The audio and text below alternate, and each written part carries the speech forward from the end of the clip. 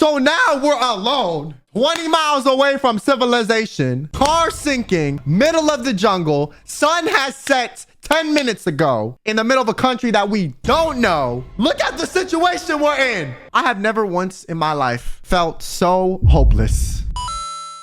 It's gonna be a story of all time, all right? We had a day where we had just gone boating, okay? We just went on a boat. It was a great day. We went on a boat. It was the day I got a milkshake, and we were driving back from being out all day. It was like, I want to say like 4 or 5 p.m. The sun there normally set around like 6. And so it was like 5:30-ish. We're on the road. Keep in mind, in Costa Rica, there is only one paved road in Langosta, the area we were around, in the entire area. Every other road is dirt. It was one road. It goes straight from the airport to the area. Every other road is dirt, okay? We're in the jungle, all right? For those of y'all don't know, Costa Rica is located in Central America in the jungle. They got monkeys. They got iguanas, okay? They got raccoons the size of like, bloodhounds, okay? They got wild dogs everywhere. They got horses. They have everything, okay? They have bugs this big, okay? Like, bro, anything can happen, all right? You're in the jungle. And so Google Maps sometimes will suggest an alternative route that will be quicker than the current route you are on. So what Google Maps did is it suggested a route to my father and be like, hey, you will save 20 minutes by going on this road. Because once again, there's only one paved road in this area and it's only one lane going each direction. So if there's a jam, if one car gets stuck up, it's backed up forever, right? So my dad decides to take this alternative 20-minute route to save time. And so now we're no longer on a paved road. We are on a dirt road, which is literally like 90% of the roads in the country. So I were on this dirt road for a while. We're in like we rented like a pretty big SUV to take us around. So it was decent. It was bumpy, whatever. There were some cars in front of us. There were some cars behind us. And then we get to a part in the road where suddenly a car in front of us is stopped. And they were in like a really little sedan. I'm surprised they even tried off-roading in this car because they must have been a local or something, but it was a pretty like little low to the ground sedan. And it gets to a part and it's stuck. And it's like front wheel is stuck, right? And we're watching. And this guy's like backing up. He's backing up, like trying to get out of this little mud puddle he got into. It didn't look that big. All right. The mud puddle didn't really look that big, but he got into it and he was trying to get out of it. His car was really low to the ground. So we were like, oh yeah, his car's not gonna be able to go through it. Right. He gets out, he rolls his window down and we're like, what's going on, bro? He's like, yo, my car's stuck. Like, I'm just going to turn around, man. I'm just going to turn around. There were 2 cars behind us on this back road. Once again, it is like a dirt road that you can barely even fit 2 cars going in 2 different directions, okay? Like if you see someone coming the other direction, you have to pull over and wait for them to pass you, right? That's how tiny the road was, and it was dirt. And so he turns around, a couple cars behind us turn around, and there is also a motorcycle behind us and another motorcyclist like further back. So my dad is like an idiot. First of all, my dad is crazy, okay? For those of y'all that know my dad, you've heard me tell any other story involving him. Like he almost shot me in my own house. Okay. He's insane. All right. Not insane in the way that I'm like, oh my God, like, I'm getting abused. Like he's just crazy. All right. He takes stupid risks. He f***s around and finds out. He always f***s around. And for some reason, he's immune to finding out. Okay. He's quite literally immune to finding out. And if he finds out a way to get out of finding out too. Okay. He undoes the do. So our car had 4-wheel drive. And my dad said, honestly, bro, I think we can get through this because we have 4-wheel drive and it's not that deep. So then he asked my sister to get out, my older sister, and was like, yo, can you check if the ground is super muddy? So my sister gets out, she feels around the ground, she gets back in the car and she's like, it looks good. My younger sister sitting in the middle of this back seat like, I just think we should turn around, guys. I'm sitting there like, I wanted to say, maybe we should have someone else check the ground. But I didn't want to say that because I knew if I said that, it would start a fight with me and my older sister. And I just was not in the mood for a fight. Okay. I was tired. I had a long day. I was like, I'm not fighting with you right now. I'm gonna just shut up. I shouldn't have shut up. My mom's in the back seat, the very back for whatever reason. My sister and my younger sister and her boyfriend are sitting next to me. And my older sister's in the front next to my dad. So she gets out and looks for the mud. So then we end up trying to drive through this mud puddle in the middle of the jungle at 5:45 p.m. Once again, the sun sets at 6. We don't know anyone in this country. We don't own this car also. And we don't even know where the hell we're going. So we start driving through this mud puddle. Our car starts sinking. No. We didn't just get stuck. It was quicksand, but like brown. Okay. It was like we were in like quick mud. Okay. You ever seen that scene from that one movie, Star Trek on Disney, where the car sinks into the mud? That was us. So we all start getting out the car like, what the hell is happening? Yo, I'm getting out one side, my sister getting out the other side. The car's starting to sink kind of sideways too, so it's starting to flip. I'm like, oh my God, what's happening? Like, yo, okay, keep in mind, we're like an hour away from where we're staying. We're in the middle of the jungle, okay? There was a monkey like that just swung around in the branches next to us. I saw an iguana. Like, there's bugs everywhere, and it starts to get dark. The sun is going down. So now our car is sinking in mud, and the sun is going down. So immediately, my older sister gets up in front of the car and starts trying to push it, and my dad starts trying to reverse it, okay? We're sinking more. My sister's boyfriend gets out, starts trying to help. We're still sinking. I get out. We had decided at this point, my dad, my older sister, and my sister's boyfriend, my younger sister's boyfriend, were literally in mud up to here. They were like waist up to mud. Like their waist, this is where the ground was, okay, on their waist, all right? And then there was mud everywhere. So we decided, hey, it would be smart if not all of us are muddy. Because if everyone's muddy, we can't really do stuff as easily. So I was one of the people that was like gonna try to stay clean and stay dry from the mud, okay? Keep in mind, the road is like from here to here. It's like the size of like maybe a car and a half in width, okay? On each side of the road, there is barbed wire fences, right? And it's a little bit drier, okay? And so I'm getting out of the car and I'm in flip-flops, okay? I take one step on the ground and then try to lift my foot up and my foot is just stuck. I'm just like, I can't do it. Like literally I took one step out of the car, another step. I tried to move my back foot again, stuck. My shoe is gone. Shoe is gone. I'm sinking. And so I quickly try to run to the edge because I was trying not to get dirty because the sun was setting. So at this point we had me on like flashlight duty like this, you know, so we could see what the hell was happening. We had our car headlights on and that was the only light we had. There were 2 cars behind us at this time that had left. There was a motorcyclist that was a foreigner, meaning like he was a tourist too. He was some random white guy. And we were like, my dad was like, hey, can you just stay here? He was like, I don't know you. You don't know us, but can you stay here in case we need help? You can go into town and get it or we're not completely screwed and stuck here, right? Keep in mind, we're like 20 minutes deep into the jungle, okay? There was no town within walking distance. The closest place to us is probably like a 10-mile walk on foot, all right? The sun is setting. Our car is sinking in mud. There were 6 of us. Also, my mom like had a broken foot too, which just didn't really help the situation, okay?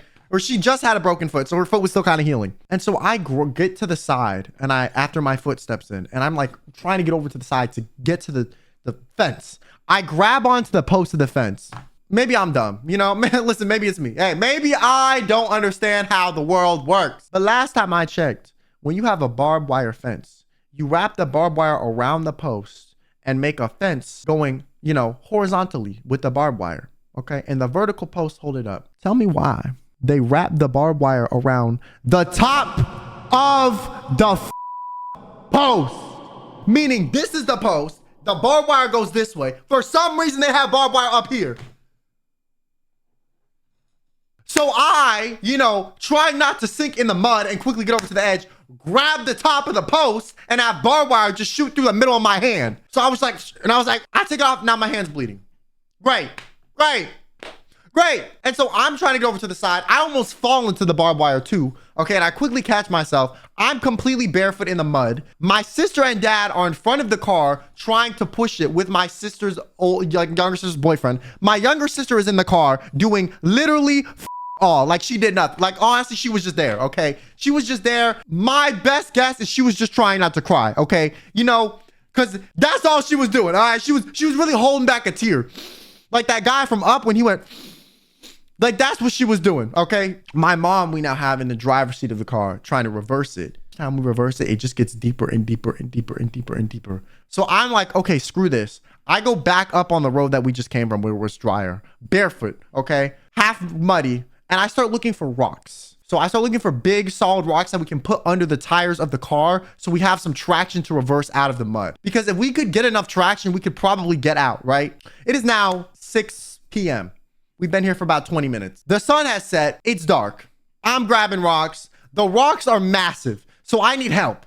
Okay, so my sister's trying to help me. We're all carrying these big rocks completely barefoot. One of us dropped one of these. Our foot was broken, like completely broken. The rocks were like easily like 50 plus pounds. They were like this big. So we were like moving them to put it under the car tires to try to get the car to reverse. Okay, as I'm doing this, the random guy my dad politely asked to just stay there for like 20 minutes, looked at me and said, yeah, sorry, man, I'm gonna go. Just disappears.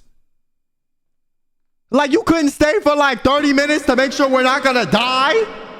So now we're alone, 20 miles away from civilization, car sinking, middle of the jungle, sun has set 10 minutes ago. All of us are barefoot except for my mom, my sister, who didn't lose their shoes into this mud quicksand. Trying to get this car that we don't own in the middle of a country that we don't know unstuck so we could get home. I have never once in my life felt so hopeless. I was like, yo, we are just you know, at least I'm not alone. At least I got everyone else in my family, but we are quite literally and the thing that was great about this is, listen, my family, okay, we love to bicker and fight, okay? I'm this way because I grew up with a family that is also this way. Everyone, and I mean everyone in my family was locked in. No one was fighting, okay? Everyone was helping. Like, I've never seen my family more on the same team in my entire life, bro. It was a beautiful thing, okay? You know when they say a common enemy makes you, you know, a common enemy is a really strong ally? Yo. We were doing everything. I started finding big planks of wood that were like dug deep into the mud because, newsflash, I guess other people had their cars start to sink here. So I found these like big planks of wood, like massive. And I was starting to like try to shove it under the car wheel. I saw a piece of the barbed wire fence. Listen, I just wanted the ethics test real quick, okay? Am I up for this? So there was the barbed wire fence and there was wooden posts keeping the barbed wire up. There was one post that had no barbed wire attached to it. It was just there. Like, it was just next to the fence, but it wasn't being used for anything. I assume it was supposed to be a fence post, but they never wrapped the barbed wire around it and it was loose. I was like, yo, can I take this fence post so we can like stick it under the car tire? And my sister's boyfriend was like, no, you shouldn't do that, man. Like, that's messed up. And I was like, bro, look at the situation we're in. Okay, the situation is more messed up. The fence post ain't even being used for the fence. It's just a piece of wood sitting there. Why can't I take it, man? What, am I gonna get arrested for moving a piece of wood? So he wouldn't let me take it. And you know, this is the first time I really met this guy, okay, on family vacation when our car was sinking, okay? And you know what? He was covered in mud. So I decided to respect his wishes and, you know, prolong his own suffering, because if I got that piece of wood, it could have probably helped him a little bit more. But you know what? You know what? F me and screw my ideas, okay? I'm the idiot, right? Clearly. So move on to that. I start finding bigger pieces of wood though, like further up the road, and I start bringing them back. I'm like bringing back all these pieces of wood. Once again, I told you, the bugs in Costa Rica are nasty, bro. And I always have an issue where I get bit by mosquitoes everywhere. I don't know what it is.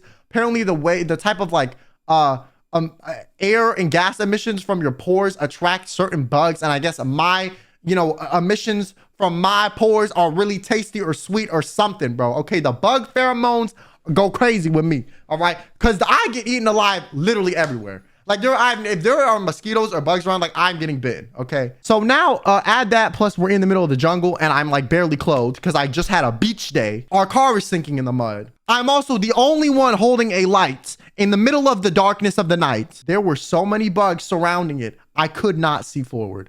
I literally had to move it to the side so I could walk. So I was getting ravaged by bugs. Like, literally later when I finally got to civilization, okay, and I looked at myself, it looked like chicken pox, bro. So now suddenly we're in this situation. We're pretty much just...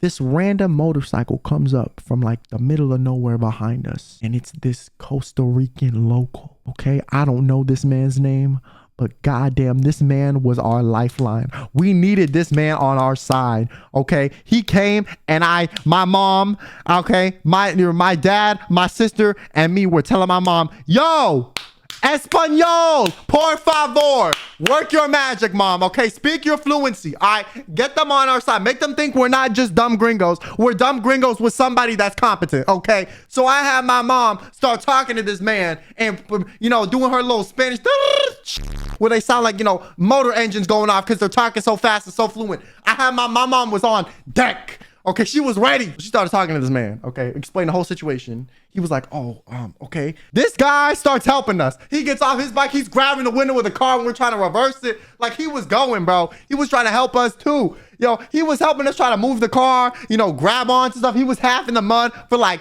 20 minutes, bro. He was a G, okay? And at some point he kept saying like, hey, guys, I think we should just find some help for this. You know, I don't think this is working. He was like, I really appreciate, you know, how calm and collected you guys have been. You know, normally, tourists in this situation would be very aggressive and mean, and you guys were pretty chill. And I really thought it was inspiring how you guys were all focused on getting the car unstuck. He gave us this whole speech, but then he was like, but we need other people to help us. So he said, I'm gonna go up the road real quick and look. So he went up the road and we were like, can you please come back? And he was like, yeah, I'll come back. So he goes up the road. This is the kicker. He comes back within like 10 minutes. He's like, yeah, so I can't go up the road anymore. And we're like, why? And he's like, there's a river going through the road.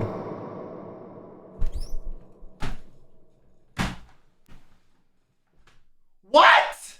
A river? A whole ass river? So this road just leads you to the side of a river, and then you gotta figure out how to get over the river, and then the road continues? What the f? A river. Literally a river. Google Maps. You routed us on a road where we needed to go through a river, bro. A river? And it wasn't like a flood. No, like it was a river.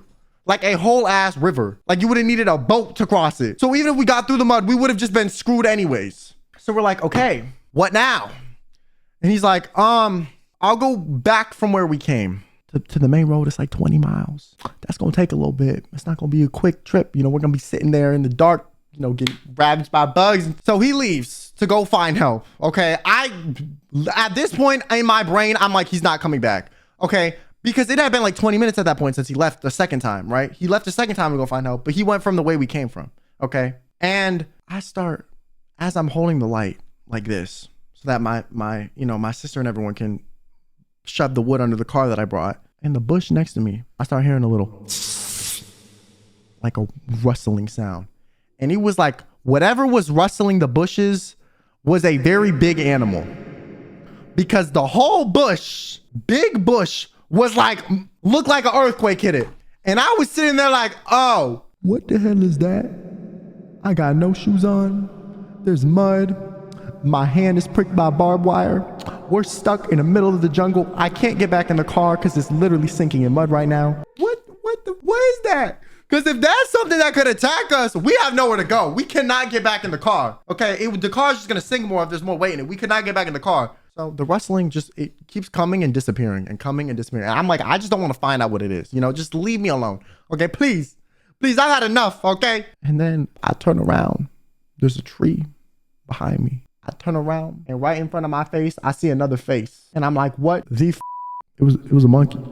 And listen, as cute as a monkey is, monkeys are only cute when they can't f you up, all right? Okay? And there was no safe space, okay? Listen, some monkeys are very violent and aggressive, okay? Cute, great, okay? But some monkeys will literally like eat your face off. I'm so serious. Depending on where you are and what type of monkey you're dealing with, it will literally attack you, eat your face off, rip your eyeballs out, claw at you. They do not give a f.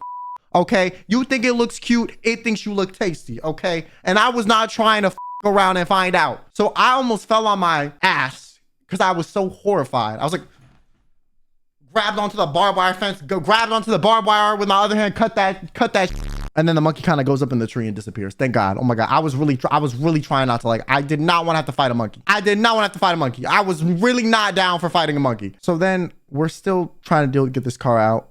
And then my dad had this genius idea to like put a plank of wood underneath the tire and then stand on it like it was like a seesaw, and then have my mom floor the car engine while he's standing on the wood that the car is gonna then run over, and like nobody's gonna get hurt during this escapade or idea. Like, I know we're desperate, but like I'm not desperate enough to lose a leg. Like, this is a rental car, okay? At this point, like, let's just pay for the car, because paying for a new leg is gonna be way more expensive, and also I'm probably not gonna live long enough to get back to America to have this get reattached, okay? Let's be serious. Hello? You think I trust the doctors there? Hell no. No offense, but hell, I don't trust the doctors in any country other than America. I'm gonna be honest with you, okay? Not because I don't think they're competent in other countries, just because I know America is competent enough that I have not died yet and I've been in the medical system for years, okay? Or some random country in Central America, y'all don't even have paved roads. You think the doctor's gonna know how to surgically reattach my leg? Like, let's be for real. If you can't pave a road, you cannot surgically reattach my leg. Like, I in my brain, that was not a possibility, okay? So I was scared. We do this. And I'm like, in my brain, like, this is gonna be the dumbest idea on planet. Like, we are so screwed if this goes wrong. And thankfully, the idea just didn't work. Like, the plank didn't move, the tire didn't move, it didn't even catch traction on the plank.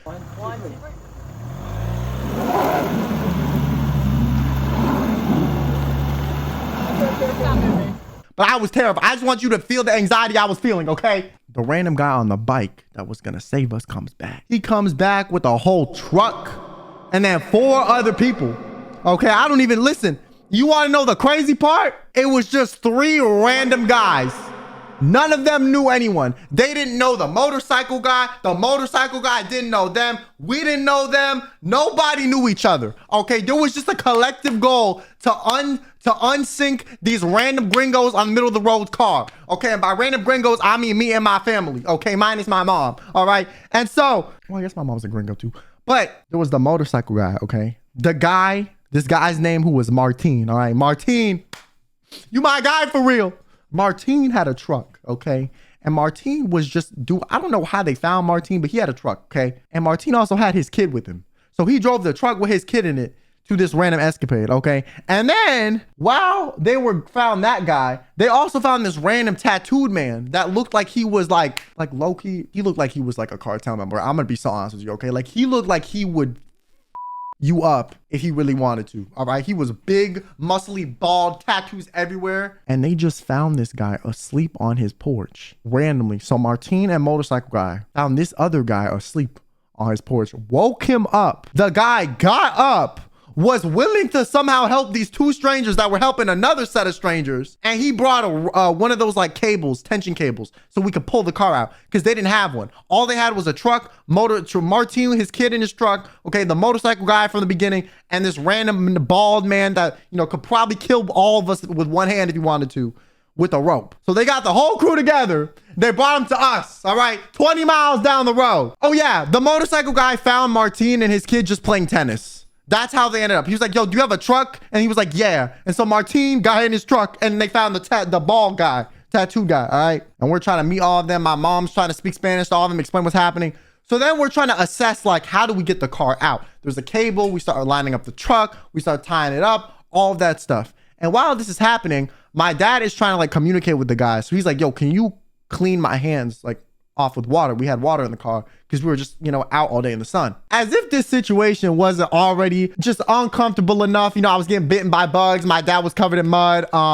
We were hot, sweaty, trying to move a car for the past, you know, hour. I open this bottle my mom hands me of water. And, you know, as I open it, I hear a and then it proceeds to explode all over me. The water was carbonated.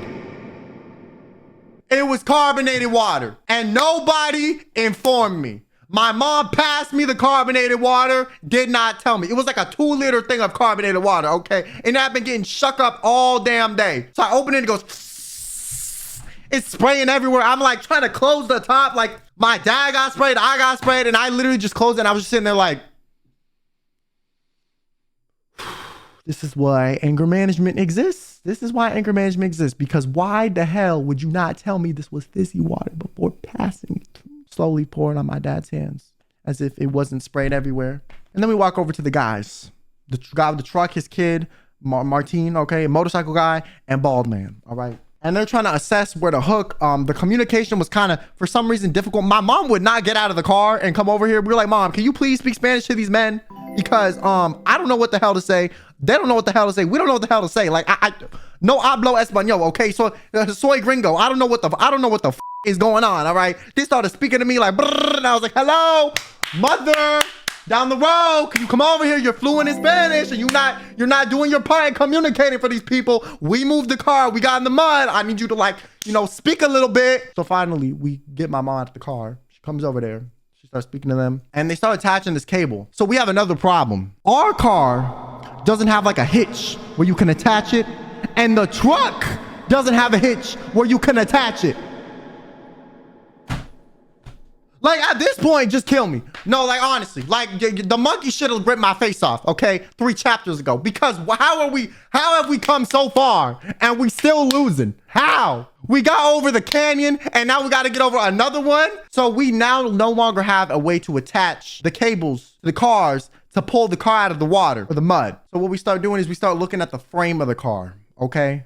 Literally like the axles of the goddamn wheels that are covered in mud. Okay, we had to like crawl under it, attach it, give it to the other guy. He ended up like finding some weird part under the frame of his truck where he could attach it. And we were like, okay, let's hope we got insurance on this rental car because this is not coming back in one piece or coming back at all. It might just sink to the bottom of this mud pit. I don't even know how deep the mud pit is, but it's pretty deep. And so finally, after literally trying to figure out a way to attach it for like another 10 minutes, we do it. At this point, my dad is trying to pay these people just because he feels bad.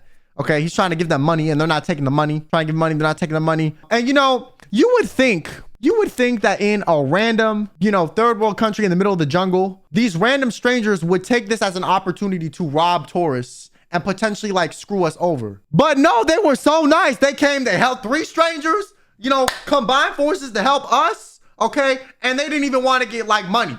Okay, and they totally could have screwed us over. They could have robbed us. They could have done a lot of stuff to us, okay? Literally, we could have been completely screwed over if this was a bad bunch of people. The fact that these random people in a random country that I don't know, that we all don't know, were more kind than someone that lives like a couple blocks from me in the US is insane, okay? Like 2 miles away, I almost got killed. And here we are in Costa Rica and the locals are more nice than that. Like, what? So, that's just food for thought. So we continue, okay? From stories I've heard in statistics, like in South America, you would be in more danger in this situation than in America most of the time, okay? Especially if you're a tourist and you're very obviously a tourist. A lot of times in countries, if you're a tourist, they will take advantage of you. They will rob you, whatever, if you're in a bad situation like this. So the fact that didn't happen to us and they were being kind, we honestly lucked out. And so they finally get the car out. You know, they're like, hey, reverse, da-da-da. They're yelling stuff in Spanish. My mom's yelling stuff in Spanish. I'm sitting there on the side with a flashlight so everyone can see like this. I'm literally like, I was lighting the scene. I was like this, like above everybody so that everyone could see what was going on. And then we finally get the car out.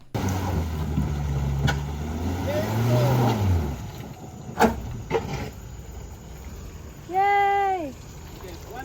Oh my God. Okay, wait, let's make sure. Oh my God. And we're like, yo, Martin, my man, I appreciate you. We were all dabbing each other up. We were like, hey, what's good? We're giving each other hugs and shit. I didn't even know these people, okay? I never saw them a day in my life. I gave this random man a hug. Like, what's happening? You know, we were all like celebrating. It was crazy, okay? So Martin, motorcycle guy, and bald man really came through, okay? And then Martin's kid was really cute. Martin's kid was like, yay, with us too. It was great. So we finally got the car out and we're like, yo, can you just stay with us as we drive into town? So in case our car like breaks down or something, So we get in the car. Everyone has mud like up to their ankles or up to their waist covered. My sister, dad, and younger sister's boyfriend are just covered in mud. They just sit down in the car like this and you just hear it falling off and then like, we all get in the car like this and we're just like crammed next to each other, all muddy, sweaty, hot. And we drive back. And this is my favorite part. So we get back to the place we were staying, okay? There was a security guard outside of this like area. It was like we rented like a condo. So the condo had like a security guard at the front. And there was like a gate to let the cars in.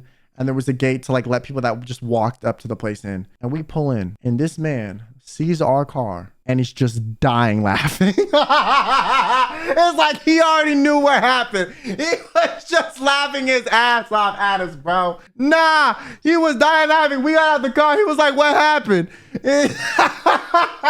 My mom started explaining it to him in Spanish. He was like, yo, that's crazy, bro.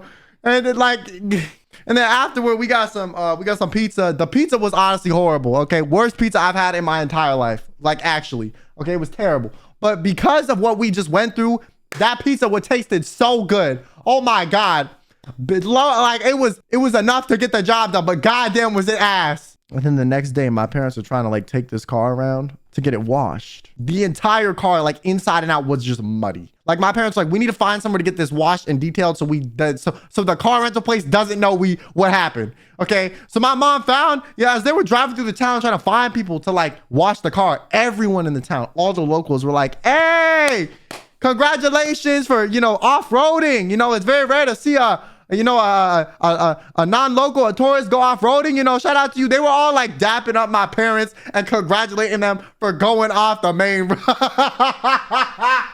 They're all like, yo, senor, you're crazy. Shout out to you. Oh my God, I can't believe you guys were off-roading. Congratulations, you get the authentic Costa Rican experience. Like they were congratulating us for literally submerging our car in mud, okay? And so they finally found a place to wash it. Bro, whoever washed this car and detailed it, literally, like, I could not tell the car was like half in mud the previous day. Like, I would have had no idea. No idea. It was spotless. The car rental place has no idea too. We had to pay. Yo, there was not a scrape or a scratch, okay? Because it was all mud. We were good. And then we returned the car and nothing happened. They had no idea. And that was the first time my sister's boyfriend had done anything with our family. And he had to deal with that. So in total, we were stuck. We got home. We got back from this entire experience at like 8:30 p.m. We got into the situation at like 5:30. We were probably stuck for like an hour. Okay. And we did all of this to save 20 minutes, according to Google Maps. 20 minutes. 20. And it took an hour and a half and existential dread, effort, and luck. Yo, my sister's boyfriend didn't care. He's lit, honestly. Shout out to him. You know what? I thought he was kind of boring before this trip. You know what? I fuck with him now, okay? I fuck with him now. He did all this. He got out to help. No one had to ask him to. But yeah, we should not have gone on that road. There was a dumb idea. It was a dumb idea, okay? We fucked around. We found out, okay? We found and we found out. And I didn't even want to find out. It was my dad's idea, okay? My dad. Yo, there's this sick picture afterward we took, bro. The guys that towed our car out were like, hey, you want to take a picture? And we were like, I mean, I guess. We didn't really think about it. The picture is lit, bro. We're all, my whole family sitting there like this. We all, half of us covered in mud. My shirt's all wet. It literally looked like someone peed on me. Like from here. Because that's where the bottle exploded with all the water. Okay, I looked disheveled. Everyone's except for we're all sitting there like, and then like in the back of the photo, it's lit all red because of like the rear lights of the car. It's a dope picture. It's a dope picture. I'm probably gonna post it and blur the faces of everyone, but it is a dope ass picture. But yeah, we got a good ending for once. I didn't know that was possible on the Quinn Benet channel. You know what I'm saying? Normally the endings are really bad, but hey, the ending was good. Shout out to us and shout out to Martine. Shout out to the random motorcycle guy and shout out to the random cartel member that probably could have robbed us. That probably wasn't even part of the cartel, but he just looked like he could be. Shout out to him. And then afterward, my sister told me, like, she was like, guys, I'm going to be honest with you. I was really trying not to cry. She was like, I had to lock in so I couldn't cry because I knew crying wouldn't help the situation, but I really wanted to cry. My younger sister was like, I really wanted to cry, but I knew it wouldn't help the situation because there were all the bugs. Because she didn't like the bugs. She hates bugs, right? She was like, I really wanted to cry, but I really tried to hold it in. And I was like, honestly, I'm proud of you. I'm proud of you. You know what? You didn't help, but you didn't deter. So you didn't help, but you didn't hurt either. So shout out to you. And then after that, like, we just resumed vacation like normal. Like nothing happened. We were chilling.